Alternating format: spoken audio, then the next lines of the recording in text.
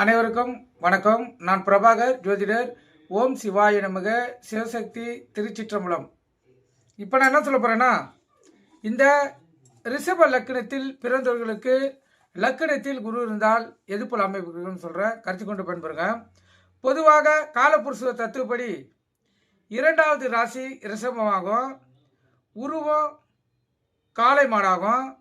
ரிஷபம் விவசாயம் சம்பந்தமான தொழிலை குறிக்கும். அதே போல் வலது கண், வாக்கு, தனம், குடும்பம், ஆரம்ப கல்வி ஆகியவற்றை குறிக்கக்கூடியது. சுக்கிரன் ஆட்சி வீடாகும், சந்திரனுக்கு உச்ச வீடாகவும் உள்ளது. எனவே கலைத்துறையில் ஈடுபாடு, ஆன்மீகத்தில் ஈடுபாடு, அருள்வாக்கு கூறுதல், தெய்வீக சக்தி, மருத்துவம் போன்றவற்றில் அவங்களுக்கு சிறப்பான வாழ்க்கை அமையும். நடப்பதுக்கு முன்பே உள்ளுணர்வு உணர்த்தும், அதை வெளிப்படுத்தும் திறமையும் இவங்க கிட்ட இருக்கும். அழகான தோற்றமும், பெண்கள் அதிகமாக விரும்பக்கூடியவராகவும், ஆணாக இருந்தால் பெண்ணாக இருந்தால் ஆண்கள் அதிகமாக விரும்பக்கூடியவராகவும் இருப்பாங்க. அதே போல் இந்த அமைப்புடையவர்கள் பிறந்தவர் ரிஷப லக்னக்காரர்களுக்கு குரு 12 ராசி வீடுகளில் நின்று நட்சத்திர அடிப்படையில் பலன்கள் சிறப்பாக செய்யக்கூடிய வாய்ப்பு உண்டு.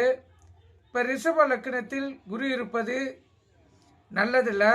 ஆனால் திக்பலன் பெறுவதால் தெய்வீக சக்தி கூடும், ஜனன வசியம் இருக்கும், அப்பாவியாக இருப்பார், பிறருக்கு வழிகாட்டியாக இருப்பார், ஆன்மீக பணி செய்தல், தான தர்மம் செய்தல், அருள்வாக்கு கூறுதல் ஆகியவை அவருக்கு கைகூடும். சிலர் புகழ்பெற்ற ஜோதிடராக இருப்பார்கள். அதே போல்